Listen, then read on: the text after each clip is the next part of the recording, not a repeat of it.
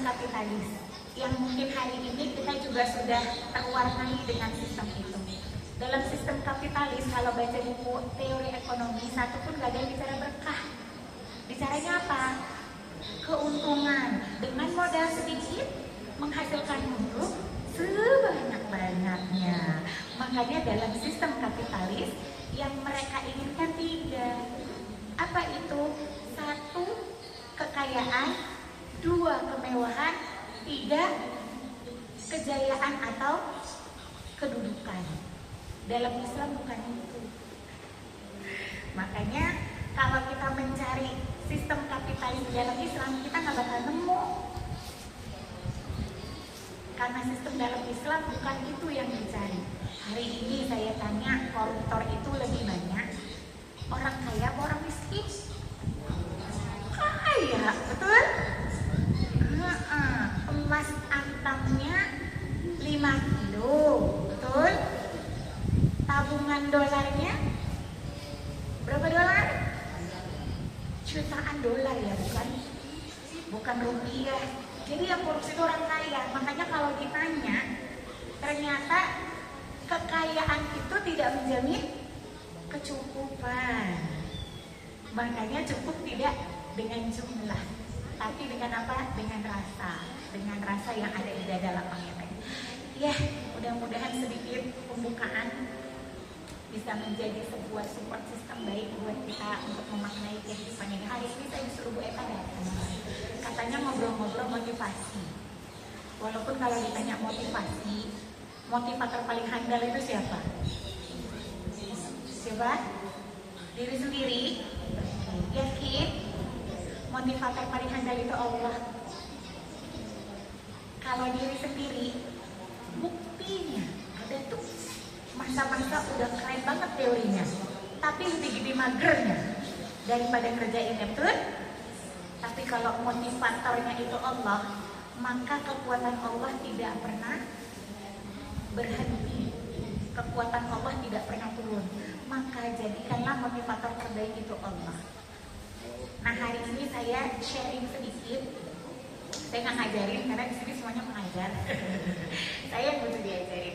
Nah, saya berbagi sesuatu yang saya harapkan menjadi poin terpenting buat diri saya sendiri. Jadi hari ini saya berbagi tentang, kalau saya tanya ini semuanya udah ikut berapa lama sih?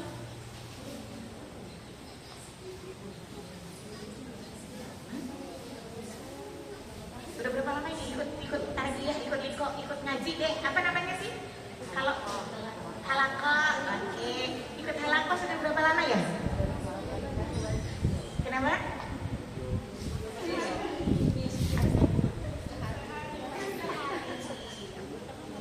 Waktu di dalam perut belum? Udah berapa lama ikut halaqah ya? 5 tahun. Rata-rata 5 tahun. Oke, apa yang dirasakan? Bosan? Enggak, senang, happy, capek, terpaksa. Karena bisa jadi mungkin disuruh gimana sih ininya? Yayasan. Jangan-jangan pemaksaan dari yayasan? Oh, kontrak. Jadi apapun ceritanya, mungkin di 5 tahun yang lalu ya saya punya rasa terpaksa. Karena mungkin saya bekerja di situ, saya diwajibkan untuk nggak apa-apa jujur aja. Kalau kita jujur, insya Allah gampang diperbaiki.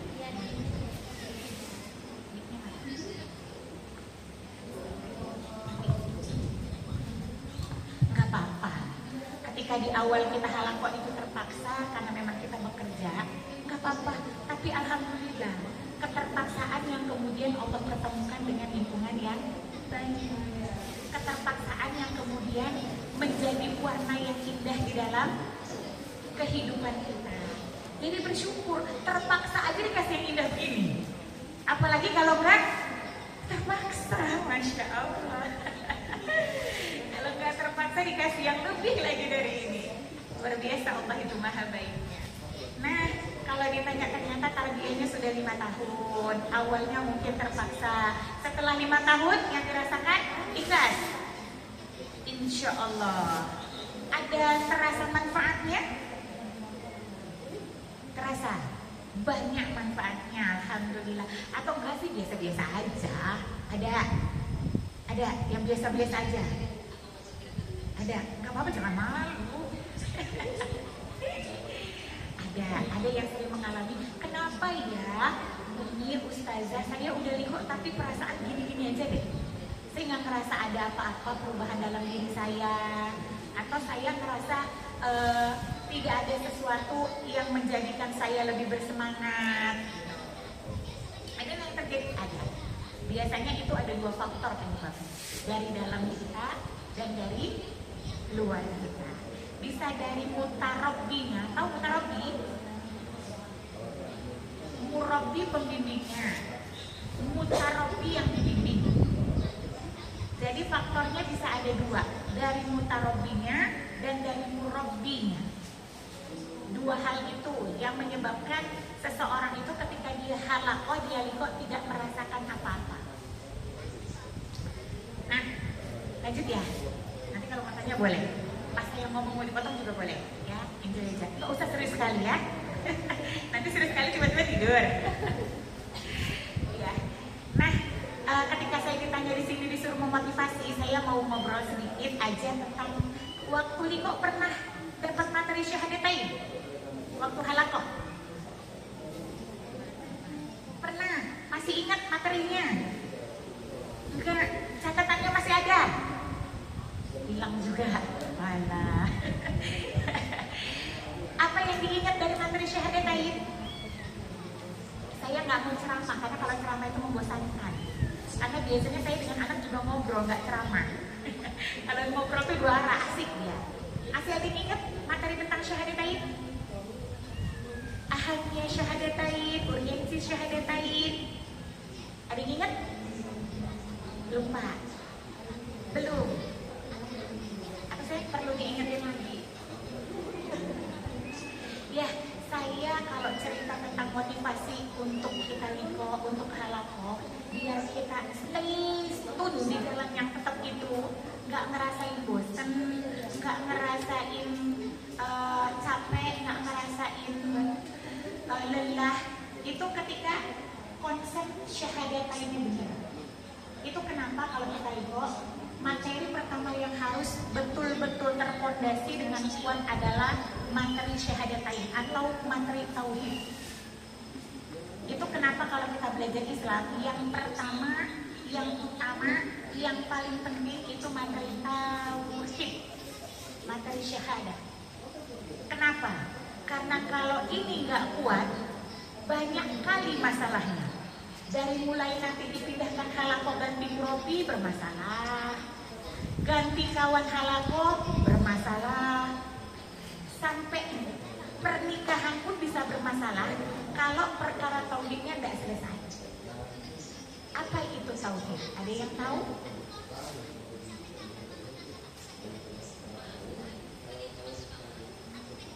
Ada yang tahu itu tauhid? Ada yang tahu syahadatain? Syahadat, tahu syahadat? Apa itu? Apa itu? Jangan takut-takut ibu guru. Santai aja, kita mau ngobrol. Ada yang tahu? Jangan, gak ada yang salah loh. Kalau belajar itu proses. Apa itu? Syahadatain. Ada yang tahu? Dua kalimat syahadat. Apa isinya?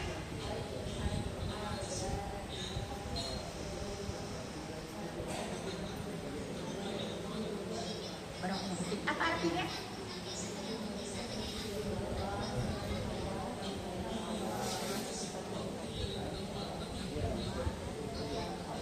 Berapa kali sehari kita ucapin?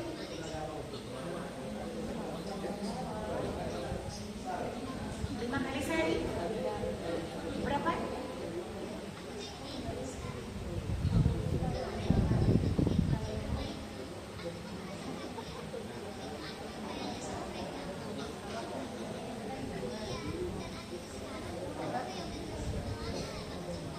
Dihitung.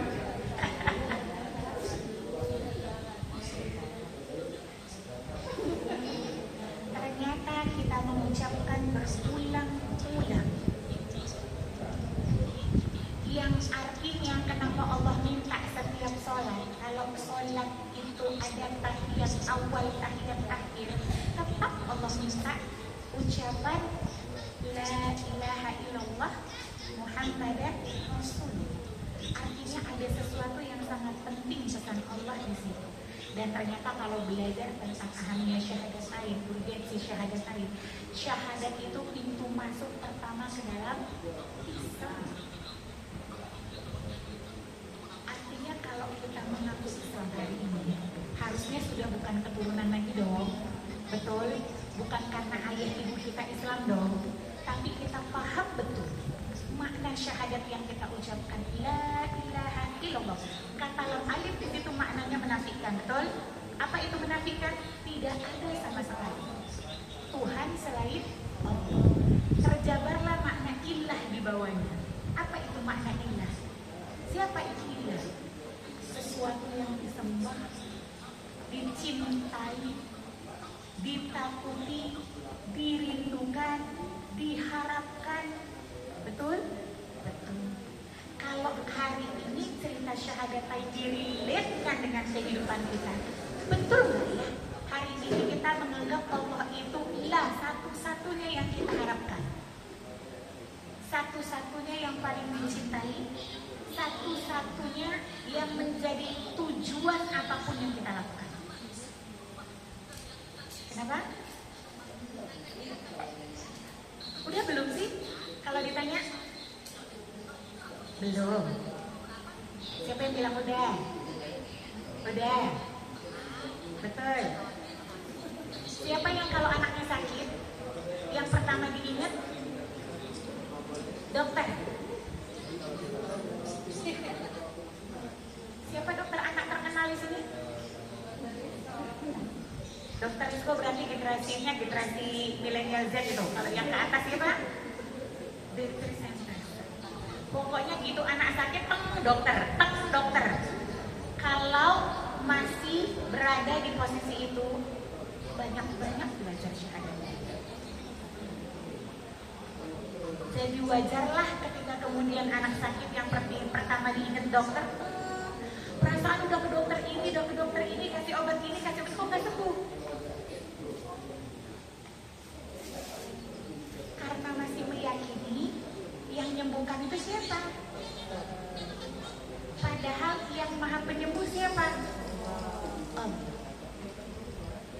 Hari ini kalau lagi susah, lagi gak punya duit, yang pertama diingat siapa? Bang. Coba lagi. Kawan. Betul? Pernah gak waktu lagi gak punya duit ngangkat tangan minta sama Allah? Pernah, tapi setelah minta kemana-mana gak dapet. Ya? Ya kan ya? Artinya bukan Allahnya dulu kan ya? Kalau kira-kira akhirnya kesel, marah, gak ada tangan, atau udah minjem di bank akhirnya banyak bunganya baru marah-marah, wah aku begini begitu segala macem gitu misalnya. Karena di titik awal bukan Allah yang diingat. Makanya syahadatannya belum lurus. Itu yang menyebabkan hidupnya kayaknya banyak banget masalahnya. Terus kita bilang, kayaknya hidup ini ujiannya kok padat banget ya, gak ada berhenti-berhentinya. Padahal bisa jadi ujian datang karena tadi gak tahu ilmunya, sehingga ketika ujian datang gak tahu cara nyelesain masalahnya itu dengan cara yang gimana. Jadi kalau tadi ditanya syahadatannya udah lurus siapa? Ada? Belum. Hari ini yang jodohnya belum datang, terus lebih sibuk buat CV daripada nyampein proposalnya ke Allah siapa? Bolak-balik tanya, boleh gak titip CV? Boleh gak titip CV? Gitu kan ya? Tapi lupa nitipin CV-nya ke Allah. Selamat datang. Assalamualaikum. Nah ternyata syahadatain masih belum lurus. Sementara syahadatain itu, tauhid itu fondasi, itu sama kayak kita mendidik anak-anak kita. Hari ini banyak kita mendidik anak, fondasinya nggak dibangun, bangunannya terlalu dibuat kokoh ke atasnya. Yang terjadi apa? Yang terjadi apa? Tuh, hari ini betul nggak kita terlalu sibuk nyuruh anak kita cepat banget ngapal Quran, betul? Terus anaknya nyolong, terus anaknya pacaran, terus anaknya buka aurat, betul? Karena sibuk bangun bangunan pondasinya kosong. Padahal yang Allah suruh bangun dulu pondasinya. Itu yang Rasulullah ajarkan ketika Rasulullah tuh ngelikoin para sahabat. Yang dibenerin apa dulu? Akidahnya dulu, lurus dulu. Nggak langsung akhlaknya kan? Waktu Islam datang sudah syahadatain masih minum khamar enggak? Masih zina enggak? Masih. Tapi syahadatnya dibetulin dulu. Sampai syahadatnya sudah benar, masih aja mau minum khamar? Enggak. Ketika dikatakan khamar itu haram, apa yang dilakukan? Dibuang di jalan-jalan sampai seperti lautan khamar. Kok bisa? Karena keyakinannya kepada Allah dan Rasulnya sudah bulat. Kalau kita masih lonjong, segitiga, segi empat, makanya gampang banget berbelok-belok. Contoh, kalau saya contohin hari ini, yang kerja, yang sekolah, misalnya di SBIT, ngajarnya SBIT, terserah deh di pondok atau di mana, betul? Ketika mungkin nanti jumpa alumni, waktu di sekolah udah bukan main kan? Nggak boleh salaman, jubahnya harus panjang, pakai kaos kaki, pakai ciput, pakai daleman, betul? Jumpa di jalan, apa yang terjadi? Sama muridnya. Apa yang terjadi? Kalau suami saya shock. Suami saya pernah ngajar di Al-Madinah. Sekali pas kita pulang, kalau malam jalan, malam mingguan, ke Pamedan. Ketemu sama siapa? Murid di depannya pas. Gandengan, udah kayak suami istri, terus dilihat muridnya, shock suami saya. Jadi saya bilang, biasa aja Bing, jangan shock, saya bilang. Kenapa? Karena yang dibangun hanya pola pembiasaan, bukan basic fondasinya, bukan imannya. Makanya jangan heran kalau yang terjadi pondok akasus. Terus dipanggil urusannya kenapa? Nyolong di mana? Nyolong di kantin, nyolong punya temennya. Karena bukan imannya yang dibangun. Padahal Rasulullah itu nyuruhnya apa? Kami dulu, kata Umar, Rasulullah mengajarkan kami tentang iman. Setelah itu baru diajarkan Al-Quran, sehingga bertambahlah iman kami. Hari ini imannya kosong, sibuk berlomba-lomba ngejar hafalan. Betul? Belum lagi dengan niat orang tua yang banyak melenceng. Kenapa disuruh ngapal Quran? Masuk IPB gampang, masuk kedokteran nanti di UI gampang, ada jalurnya, betul? Sehingga akhirnya niatnya tadi bukan lagi ke Allah, kemana? Dunia, betul? Betul? Padahal apa yang Allah janjikan jauh lebih banyak daripada nilai dunia yang akan kita dapetin. Banyak nggak yang akhirnya anaknya sudah ngejar-ngejar, ada yang jadi polisi, ada yang jadi tentara, ujung akhirnya apa? Ujung akhirnya apa? Jadi penjahatnya, betul? Padahal waktu masuk udah bukan main nyogoknya kan? Betul? Iya, karena fondasi imannya nggak ada. Hari ini sama, kita tarbiyah, tapi fondasi imannya nggak kebangun. Makanya akhirnya apa? Kalaupun nggak datang likom, bisa alasannya banyak. Betul? Izin ya, Ustazah, saya nggak bisa halakoh. Kenapa? Saya ada ini, banyak kayak alasannya, betul? Ustazahnya tahu nggak? Enggak lah, kalau ustazahnya bukan Tuhan. Tapi Allah tahu nggak?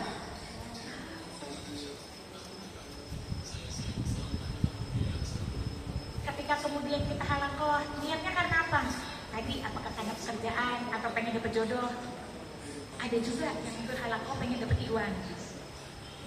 Ini dari zaman saya di kok dulu juga ada. Dari saya zaman kuliah. Kenapa pengen dapet ikhwan? Nikahnya pengen sama ikhwan.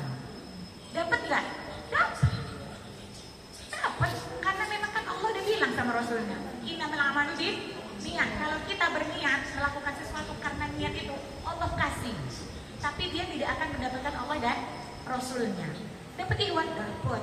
Dia pikir kalau nikah sama Ikhwan udah aman lah masalah dunia ini, kan gitu ya. Udah gampang lah hidup ini, ternyata termehek-mehek menjalaninya. Ternyata nikah sama Ikhwan begini. Ya iyalah, Ikhwan juga manusia. Apalagi kalau udah habis nikah, gak datang-datang halaqah. Makin banyak masalahnya. Kenapa? Karena gak punya ilmu jalani pernikahannya. Gak ada yang ngingetin. Jadi makanya kenapa dikatakan basic dalam tarbiyah itu apa? Syahadatnya, tauhidnya. Hari ini kalau kita halaqah ketemu gak ketemu jodoh, udah bolak-balik bilang sama murabbi, Ustazah, ada nggak yang bisa dijodohin sama saya? Ustazah, ada nggak? Nggak ada. Itu nggak lantas bilang, udahlah, ada juga pun, gak usah aja lah kita halaqah lagi, carilah tempat lain yang bisa mendatangkan saya jodoh, gitu ya, misalnya gitu loh. Enggak. Kenapa? Karena syahadatain yang benar, tahu betul bahwasannya yang mengatur itu siapa? Allah, bukan murabbinya, bukan ustazah. Begitu juga ketika nanti mungkin kalau nggak kerja di yayasan lagi, nggak apa-apa saya ketemu halaqah. Kenapa? Ya karena saya halaqah karena Allah, bukan karena yayasan. Jangan nanti pindah ke yayasan lain nggak halaqah lagi kan? Karena udah nggak ada paksaan lagi, gitu. Tapi kalau syahadatainnya benar, dimanapun dia tetap ingin berhalaqah. Kenapa? Karena dia tahu setiap langkah kakinya ingin pergi ke majelis ilmu, maka jalannya menuju surga itu semakin dekat. Dan ketika kemudian dia mengetahui bahwasanya Allah mengatakan siapa yang berjalan menuntut ilmu, maka seluruh hewan di lautan dan di daratan yang nampak dan tidak nampak bertasbih memohonkan ampun. Untuk siapa? Untuk orang yang pergi belajar dan mengajarkan ilmu. Masya Allah, kira-kira kalau udah seluruh makhluk segitu banyak yang nampak nggak nampak bertasbih, masih enggak untuk datang halaqah? Iruhilah, ya kan? Kadang suami aja belum tentu ingat doain kita, betul nggak sih? Ini seluruh makhluk mendoain kita. Sehingga dengan seperti itu, ketika nanti sudah punya suami, maaf ya ustazah, nggak ada yang nganter, itu udah nggak ada lagi cerita itu. Kenapa? Karena kita tahu suami aja nggak bisa nganterin kita liko, nggak bisa nganterin kita halaqah, tapi makhluknya Allah di lautan di bumi ngedoain kita pergi sendiri. Selagi suami tidak melarang. Kalau suami melarang, pergi halaqah enggak? Kok ragu? Jawab aja. Kalau suami melarang, pergi halaqah enggak?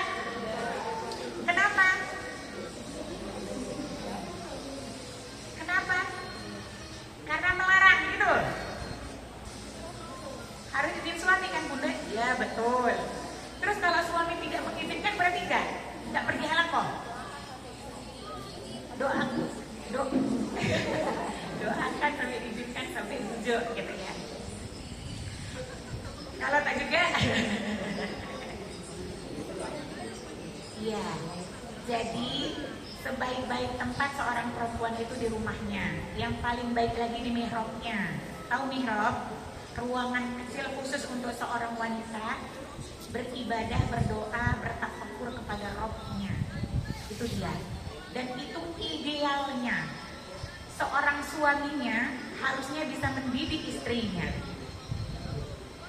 Agak tertekan suara saya sedikit ya. Hari ini kira-kira saya tanya, suaminya semua sudah bisa mendidik istrinya di rumah? Yang sudah punya suami? Sudah. Alhamdulillah sudah. Ayo yang lain jangan mau kalah. Suaminya bisa mendidiknya? Hah? Belum bisa. Ada yang ingat kisah Asyah dengan Fir'aun? Kira-kira kalau Asyah tidak menuntut ilmu bersama Jibril, dia ngikuti maunya Fir'aun, masuk surga nggak dia? Masuk mana dia?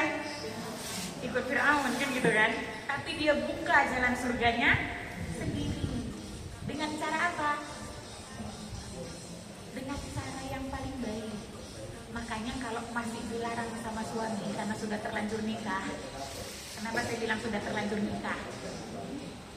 Karena udah nikah baru ketemu halakoh, kan gitu kan? Kalau dilarang sama suaminya, maka kalau tadi Adinda mengatakan dirayu terus, betul caranya dirayu terus. Jadi cara merayu suami itu bukan menaikkan suara menjadi 5 oktav, tapi menurunkan suara, bahkan menurunkan harga diri. Itu baru bisa merayu, bahkan mengajak suami berada di jalan yang sama. Tapi kalau dengan cara yang frontal, bahkan udah kayak kita yang jadi pemimpin keluarga itu, ujungnya wassalamualaikum. Paham? Paham ya? Nah, maka kemudian tetaplah datang halakoh. Kalaupun tidak bisa datang, sekarang zamannya udah canggih, bisa masuk lewat online, betul? Betul. Jadi makanya sekarang sebenarnya untuk tidak datang halakoh itu sangat sulit mencari alasan harusnya. Cuma karena tadi memang kita tipe yang banyak alasan, tetap aja dicari-cari, kan gitu ya. Nah, kalau kemudian saya cerita tadi, kalau suami tidak mengizinkan, terus kemudian tetap halakoh, apalagi kalau kemudian menikahnya memang sama-sama sudah berada di tarbiyah, sudah sama-sama halakoh. Harusnya kalau orang menikah satu halakoh, menikah dengan yang sudah halakoh, kekuatannya jadi berapa? 2. Harusnya sudah lebih apa? Lebih kuat lagi. Kalau untuk yang gadis, saya pesankan bersabarlah untuk mendapatkan jodoh sesuai dengan standarnya kita. Jadi kalau yang usianya pun sudah tua belum ketemu jodoh, gak usah diturunin standarnya, gak usah. Tetaplah punya standar. Karena kita akan mendapatkan sesuai dengan yang kita standarkan, karena kita berusaha menjadi yang sesuai standar kita dimulai dari diri kita sendiri. Gak usah gara-gara umur terus gak apa-apa deh saya turunin standar saya. Tetap punya kualitas. Jadi kalaupun menikah di usia tua, usianya memang usia dengan kualitas yang baik. Insya Allah gak ada kata terlambat orang menikah. Orang yang duluan menikah belum tentu duluan masuk surga. Jadi kalau yang belum menikah belum dapatkan jodohnya, nggak apa-apa, santai aja. Perbaiki aja kualitas dirinya, kemudian cari ilmu. Jangan yang disibukin perasaan. Makanya dikatakan sama ulama, perempuan itu kalau dia tidak menuntut ilmu, dia disibukkan dengan perasaannya. Sehingga perasaan itulah yang akan membunuhnya. Makanya kalau jadi perempuan kenapa disuruh menuntut ilmu? Karena dengan ilmulah dia dengan ilmulah dia baru bisa mengontrol perasaannya. Sama kayak laki-laki. Laki-laki itu kalau dia nggak punya ilmu, dia sibuk dengan logika sama hobi. Ada suami yang hobi biara burung, sibuk ngasih makan burung daripada ngasih makan istrinya. Anaknya belum makan, yang penting burungnya duluan kasih makan. Ada? Atau yang hobinya mancing, bisa pergi mancing berhari-hari nggak pernah nanya kabar istrinya, ada? Itu karena tidak ada ilmunya. Jadi sibuk dengan logika dan sibuk dengan hobinya, itu laki-laki. Makanya kalau seorang wanita yang berilmu ketemu dengan seorang laki-laki yang berilmu, insya Allah antara logika sama perasaannya nggak pernah berantem. Kenapa? Karena yang punya perasaan mendekati suaminya berbicara dengan logika, menggait hati suaminya dengan perasaannya. Makanya insya Allah nggak pernah jadi masalah. Baik pun nantinya berbicara tentang logika, istrinya berbicara dengan perasaan. Nah kemudian kenapa hubungan syahadatain itu menjadi fondasi di dalam tarbiyah? Tadi dikatakan syahadatain itu pintu masuk ke dalam Islam. Makanya kalau kita hari ini belajar dimulai dengan syahadatain, maka kemudian masuk poin kedua, syahadatain itu merupakan dasar perubahan. Orang yang sudah halakoh, kalau syahadatainnya benar pasti berubah. Kenapa? Karena dikatakan syahadatain itu merupakan dasar perubahan. Ingat, kisah Rasulullah itu pertama sekali menyatakan syahadatain dan ngajak orang-orang Quraisy yang ketika dia ngumpulin Abu Jahal, Abu Lahab, dia bilang, kalian tahu nggak? Aku kasih tahu satu kalimat yang kalau kalian ucapkan itu, kalian mendapatkan lebih daripada dunia dan segala isinya. Kemudian Abu Jahal dan Abu Lahab bilang apa? Mau. Kalimat apa itu? Lantas Rasul mengatakan, La ilaha illallah Muhammadan Rasulullah. Apa kata Abu Jahal? Oh, kalau kalimat itu yang kamu suruh untuk kami ucapkan, artinya kamu ngajak kami perang di seluruh jazirah Arab. Kenapa? Karena mereka tahu betul konsekuensi ketika mengatakan La ilaha illallah Muhammadan Rasulullah. Ketika dikatakan oh, udah gak ada Tuhan, artinya wah bahaya nih, berarti gak boleh ada budak lagi. Betul? Sementara kalau di zaman dulu budak itu dianggap sebagai apa? Boleh diapain aja. Betul gak? Sampai kemudian Islam itu datang, baru kemudian pembebasan perbudakan kan? Ingat kisahnya siapa? Keluarga Yasir. Siapa Muazzin? Bilal. Ingat kisahnya? Karena dianggap budak yang gak berharga kan, makanya disiksa, dibakar satu persatu keluarganya, dibawa di padang pasir pakai kuda. Ketika mereka mengatakan sudah tidak ada lagi Tuhan selain diri dia, si pemilik budak, artinya apa? Wah, nanti gak ada yang menghormati saya lagi dong, betul? Makanya kenapa tadi saya kaitkan dengan di dalam Islam itu kita nggak sibuk dengan kekayaan, kemewahan, dan jabatan.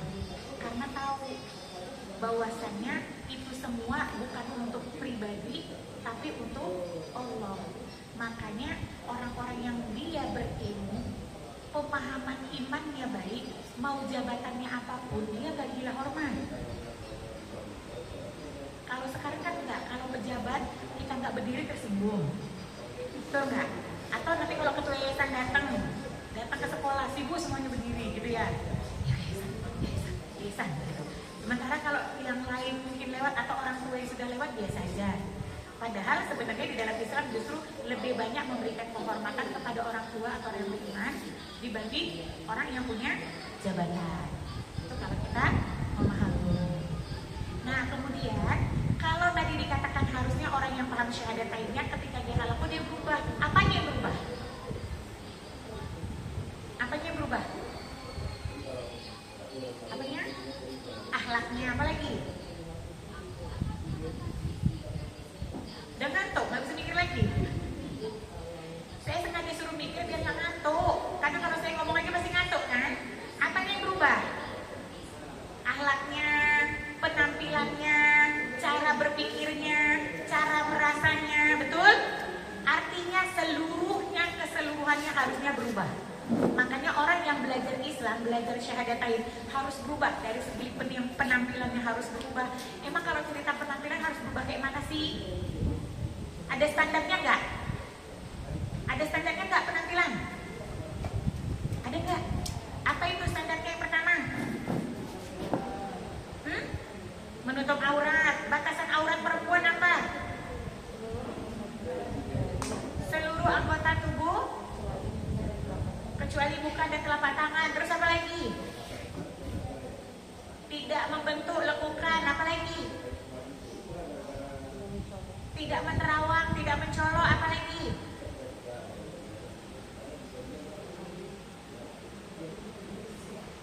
Apa? Bersih. Karena kebersihan adalah bagian dari iman.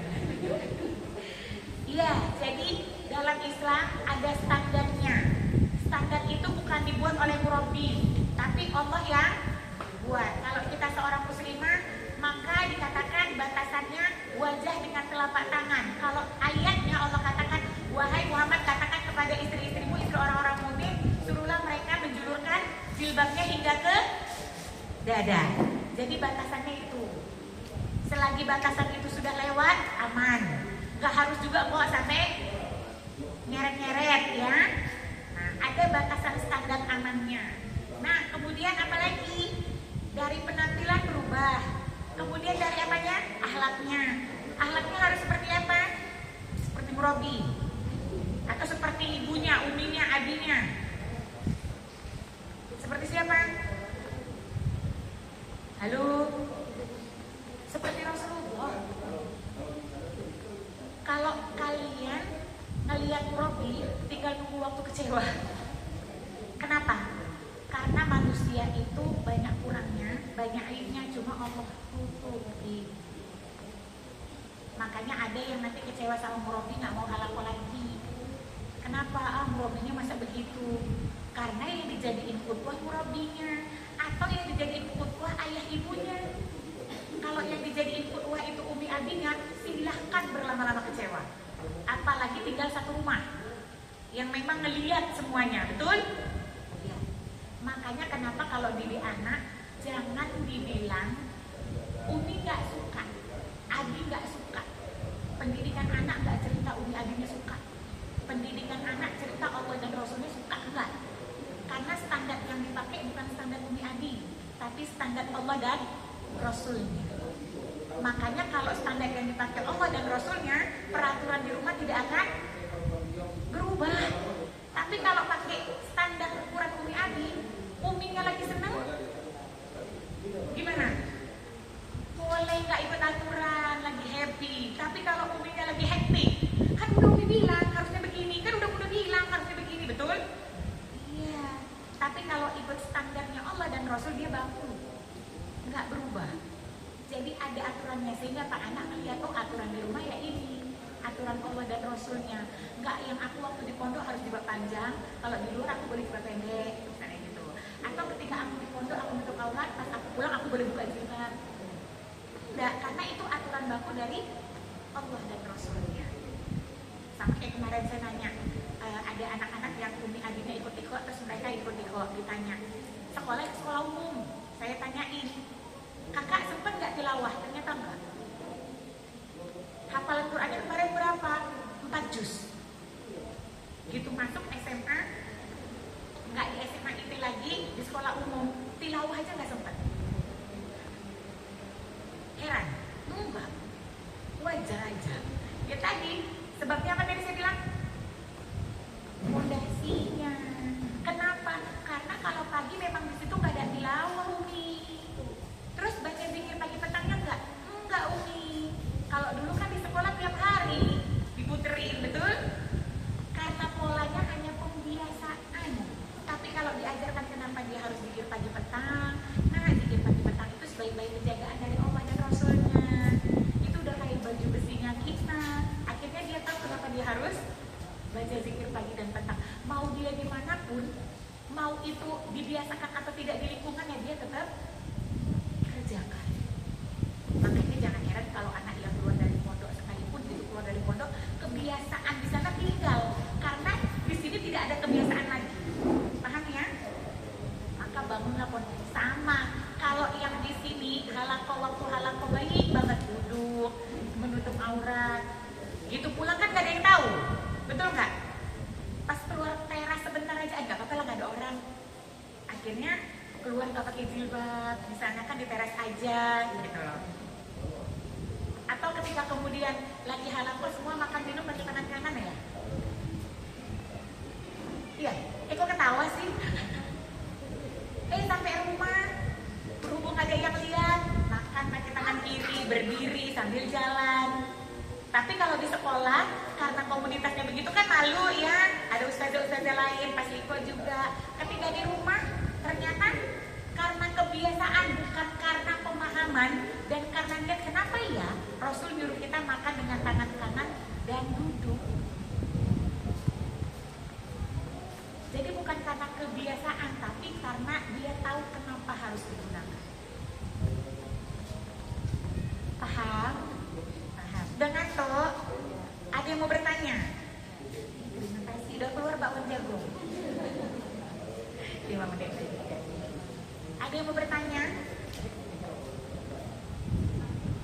Kalau enggak saya lanjut ya. Nah kemudian berubah secara akhlak, kemudian berubah secara pemikiran. Jadi kalau sudah halaqah, sudah belajar Islam, pola pikirnya udah berubah. Jangan targetnya yang dipakai target dunia. Paham target dunia? Kalau standar cari jodohnya, saya pengennya ya Mi, kalau cari jodoh saya, yang pertama Mi, ganteng. Terus pekerjaannya sudah cari keturunan yang baik, hafal Quran, apalagi itu. Apalagi keluarganya baik gitu ya. Standar yang dipakai itu standar dunia.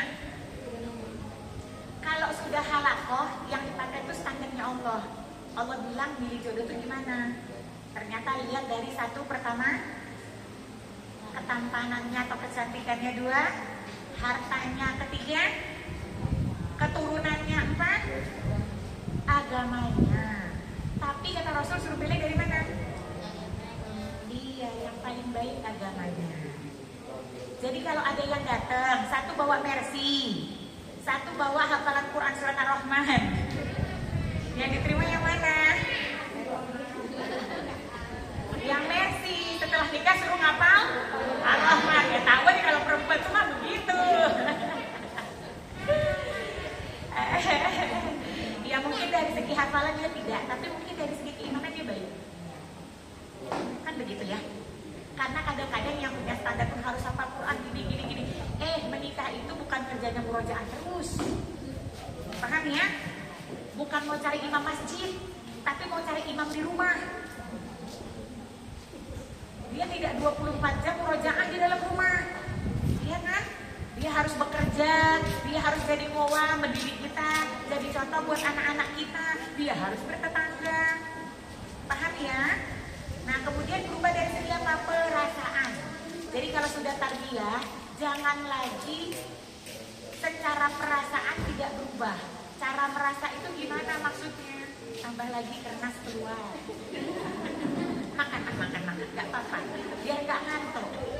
Tuh pisang keju udah keluar. Nah, secara perasaan, cara merasanya juga harus sudah berubah. Gak lagi merasa secara jahiliyah. Paham ya? Apa itu merasa jahiliyah? Contoh ketika dia seorang akhwat, kita perempuan, kita sibuk menonjolkan diri supaya terlihat, nampak. Jadi betul, dan kita pun tidak lagi merasa ikhwan itu memilih karena kecantikan ya. Ustazah kan sering begitu. Banyak akhwat yang tidak pede ketika punya badan besar, punya wajah yang tidak cantik, karena dia merasa ikhwan selalu memilih yang cantik-cantik. Sehingga banyak akhwat yang salah tentang ini, lupa memperbaiki kualitas secara keimanan keilmuan, sibuk memperbaiki kualitas dari segi penampilan. Baju koleksinya banyak, lipstick koleksinya banyak, blush on warnanya banyak. Tapi ditanya, punya nggak buku tentang syahadat? Enggak. Karena koleksinya hanya untuk penampilan, pensil alis segala macam warna, egonya banyak kali kan gitu kan? Iya, tapi tidak memperbaiki secara kualitas keimanan, secara kualitas keilmuan. Akhirnya dia pikir ketika sudah cantik rumah tangga aman. Jangan salah, hari ini para lelaki yang selingkuh bukan karena istrinya gak cantik, tapi karena apa? Karena apa? Karena laki-lakinya gak puas.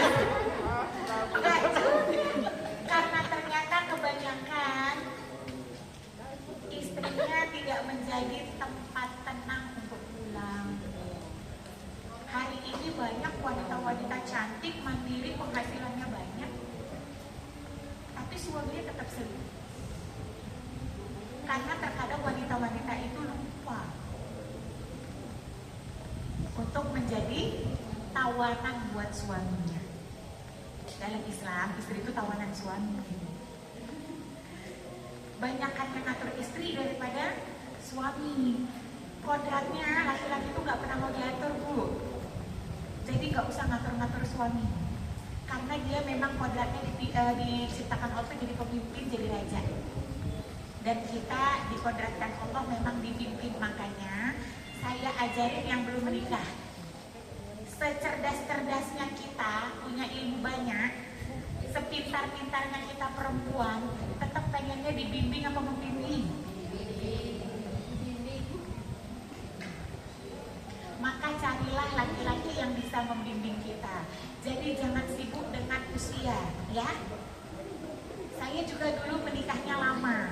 Ayah saya bilang sama saya gini, "Hei Rida, nikah kau mau jadi biksu?" Itu kata ayah saya. Jadi saya bilang, enggak lah, mau nikah. Terus kenapa kok nggak kawin-kawin? Belum datang jodohnya.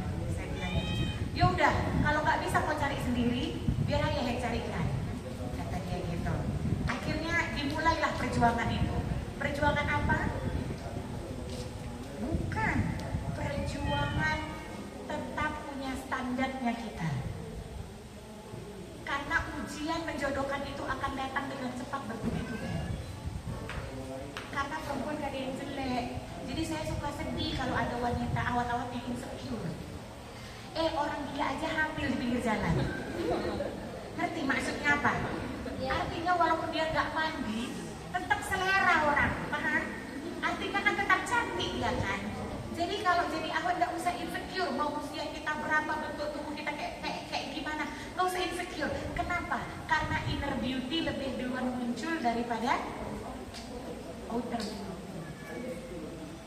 Makanya kenapa tadi, walaupun wanitanya cantik, istrinya mapan pekerjaannya, mandiri, suaminya tetap cari di luar. Karena tadi, secara akhlaknya atau inner beauty-nya gak dapet. Makanya gak usah lebih sibuk lama-lama memperbaiki penampilan, tapi lupa memperbaiki kualitas diri. Wallahu a'lam bishawab, tidak banyak yang di-sharing. Kalau mau tanya boleh, silih. Kalau mau makan pun boleh.